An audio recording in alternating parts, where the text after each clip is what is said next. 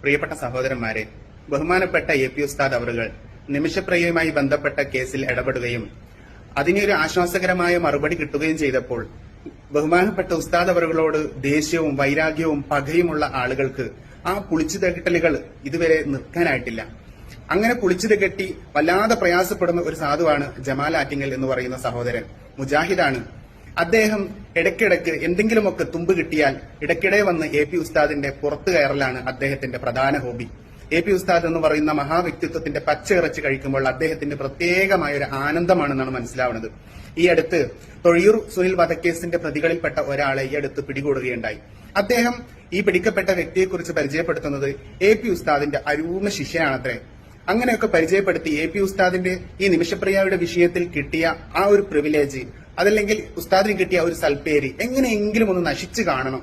ഉസ്താദ് ഉയർന്ന് കാണുന്നത് ഒരിക്കലും ഇഷ്ടപ്പെടുന്നില്ല. ഉസ്താദിനെ തീവ്രവാദിയാക്കിയും ഭീകരവാദിയാക്കിയും മറ്റു പലതിന്റെയും പേര് പറഞ്ഞ് ഉസ്താദിനെ എങ്ങനെയെങ്കിലും ഒന്ന് ഇടിച്ചു താഴ്ത്തിയിട്ടായാലും വേണ്ടില്ല നമ്മളെ ഈ ദഹനക്കേടും പുളിച്ചുകെട്ടലും ഒന്ന് നിർന്നു കിട്ടണമെന്ന് ആഗ്രഹിക്കുന്ന വ്യക്തിയാണ് ഈ ജമാൽ ആറ്റിങ്ങൽ എന്ന് പറയുന്ന ഈ മുജാഹിദുകാരൻ.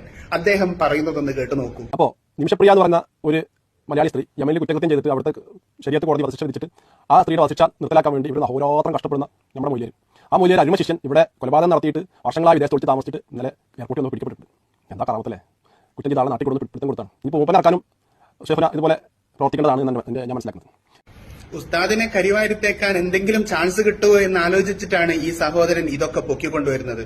എന്നാൽ ഈ പറയുന്ന ജമാൽ ആറ്റിങ്ങലിന്റെ നേതാവായി ഇന്നും ജീവിച്ചിരിക്കുന്ന മുജാഹിദിലെ വലിയ പണ്ഡിതനാണ് മുജാഹിദ് ബാലുശ്ശേരി എന്ന് പറയുന്ന ഒരു പ്രഭാഷകൻ.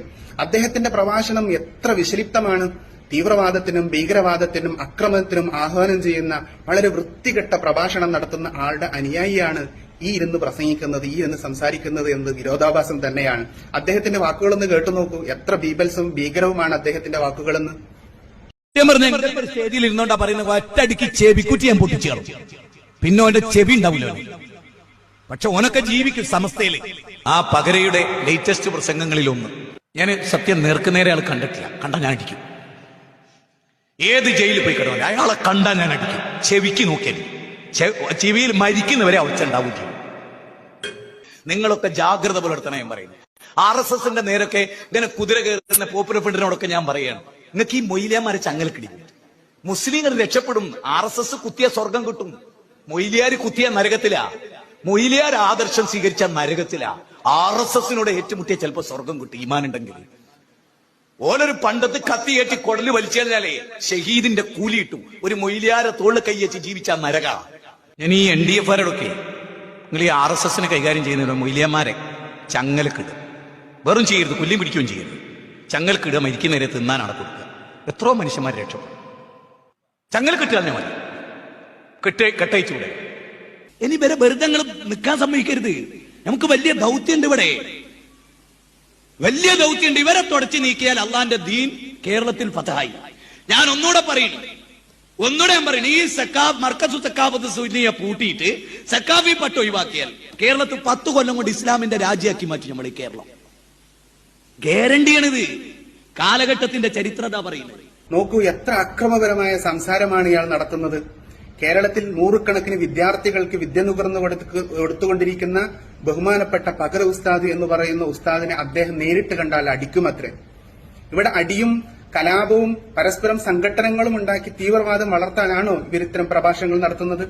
എന്തിനേറെ പോപ്പുലർ ഫ്രണ്ട് പോലുള്ള കേരളത്തിലെ നിരോധിക്കപ്പെട്ട സംഘടനക്കാരായ NDF പോലുള്ള ആളുകളോട് ഇവർ പറയാണ് ഈ ഉസ്താദുമാർക്കെതിരെ ജിഹാദ് നടത്താൻ, ഈ ഉസ്താദുമാർക്കെതിരെ അക്രമം നടത്താൻ, ഈ ഉസ്താദുമാർക്കെതിരെ RSSനെ പോലും ആക്രമിക്കരുത്, നിങ്ങൾ ഉസ്താദുമാരെ ആക്രമിക്കണം, ഈ ഉസ്താദുമാരെ തുടച്ചു നീക്കാനുള്ള പ്രവർത്തനങ്ങൾ ചെയ്യണമെന്നൊക്കെ പറഞ്ഞ് ഇത്രയും വലിയ ഭീകരവാദത്തിന്റെ വർത്തമാനങ്ങളാണ് ഇയാൾ. ആയിരക്കണക്കിന് വിദ്യാർത്ഥികൾ പഠനം നടത്തുന്ന, ആയിരക്കണക്കിന് യത്തീമുകൾക്ക് അന്നം നൽകുന്ന മർക്കസു സഖാഫത്ത് സുന്നിയെ പോലുള്ള ഇന്ത്യ രാജ്യത്തിലെ വലിയ സ്ഥാപനം, ആ സ്ഥാപനം ഒന്ന് കൂട്ടിക്കാണണം. ആയിരക്കണക്കിന് വിദ്യാർത്ഥികളുടെ വിദ്യാഭ്യാസം നഷ്ടപ്പെട്ടാൽ പ്രശ്നമില്ല, ആയിരക്കണക്കിന് യത്തീമുകൾ പട്ടിണി കിടന്നാൽ ഇവർക്ക് പ്രശ്നമില്ല. എങ്ങനെയെങ്കിലും ബഹുമാനപ്പെട്ട എ പി ഉസ്താദ് ചെയ്യുന്ന നന്മകളൊക്കെ ഒന്ന് നിർത്തിക്കിട്ടണം. പിശാചിന്റെ അനുയായികളായി പിശാചിന് വേണ്ടി ദാസ്യവേല ചെയ്യുന്ന ഒരു പ്രവർത്തനമാണ് ഇത്തരത്തിലുള്ള ആളുകളൊക്കെ ചെയ്യുന്നത്. ഇത്തരം ആളുകളുടെ അനുയായിയായി വന്നിട്ട് എ പി ഉസ്താദിനെ തീവ്രവാദിയും ഭീകരവാദിയുമായി ചിത്രീകരിക്കാൻ ഈ ജമാലാറ്റിങ്ങലൊക്കെ കാണിക്കുന്ന തൊലിക്കട്ടി അപാര ഭാരം തന്നെയാണ്. നിങ്ങൾക്കറിയാലോ, കുറച്ചു കാലങ്ങൾക്ക് മുമ്പാണ് നമ്മളൊക്കെ ആ വാർത്ത കേട്ടത്. കേരളത്തിൽ നിന്ന് ഏറ്റവും വലിയ ലോകത്തിലെ തീവ്രവാദി പ്രസ്ഥാനമായ ISIS-ലേക്ക് റിക്രൂട്ട്മെന്റ് നടക്കുന്നു എന്ന് നമ്മളൊക്കെ കേട്ടവരാണ്. നമ്മളൊക്കെ അത്ഭുതത്തോടുകൂടി ആ വാർത്ത വായിച്ചവരാണ്. അതിനൊക്കെ നേതൃത്വം നൽകിയത് ആരാണ്? ഈ പറയുന്ന മുജാഹിദുകളുടെ നേതാക്കളായിരുന്നു. ഈ മുജാഹിദുകളുടെ പ്രഭാഷണങ്ങളിൽ നിന്നും ഈ മുജാഹിദുകളുടെ ലഘുലേഖകളിൽ നിന്നും ഒക്കെ ഇതിട്ടാണ്, അതിൽ നിന്ന് പ്രചോദനം ഉൾക്കൊണ്ടുകൊണ്ടായിരുന്നു അവരൊക്കെ അത് ചെയ്തത് എന്ന് മീഡിയകളിലൂടെ നേർസാക്ഷ്യങ്ങൾ നമ്മൾ കേട്ടവരാണ്. ഫസ്റ്റ് ചിലപ്പോൾ മടവൂരി ആയിരിക്കും, പിന്നെ KNM ആയിരിക്കും, പിന്നെ മനസ്സിലാവും കുറച്ചും കൂടി സത്യം, അപ്പൊ വിസ്ഡത്തിലേക്ക് പോകും, പിന്നെ വിസ്ഡത്തിൽ നിന്ന് കുറച്ചും കൂടി സത്യം മനസ്സിലാവുമ്പോൾ ഇതിലേക്ക് പോവാ ദമ്മാജിലേക്ക് പോകും, പിന്നെ എന്താണ് കുറച്ചും കൂടി അങ്ങനെ സ്റ്റെപ്പ് ആയിട്ടാണ് ഇസ്ലാമിക് സ്റ്റേറ്റിലേക്ക് വരിക. അത് തന്നെയാണ് ഓരോരുത്തരും. ഇപ്പൊ കാസർഗോഡ് നിന്ന് ഹിജറ ചെയ്ത് വന്ന ഓരോരാളുടെ ഹിസ്റ്ററി നോക്കിയാലും ഇതുപോലെ തന്നെയാണ്. അപ്പൊ ഈ ദമ്മാജികളാണ് ഏറ്റവും കൂടുതൽ ഈ ഹദീസുകൾ പ്രാക്ടീസ് ചെയ്യുന്നത്. അവർ ഈ ഹദീസുകൾ, ജിഹാദിന്റെ ഹദീസുകളും അതേപോലെ ഹിജറയുടെ ഹദീസുകളും ഇതൊക്കെ പഠിപ്പിക്കുന്നുണ്ട്. നമ്മൾ ഇവരെ ക്ലാസ്സുകളിൽ പോയിരുന്നു. ഇവിടെ ഹിജറ ചെയ്ത് വന്ന ഓരോരാളും ഇവരുടെ എല്ലാ ക്ലാസ്സുകളിലും പല ക്ലാസ്സുകളിലും അറ്റൻഡ് ചെയ്തിട്ടുണ്ട്.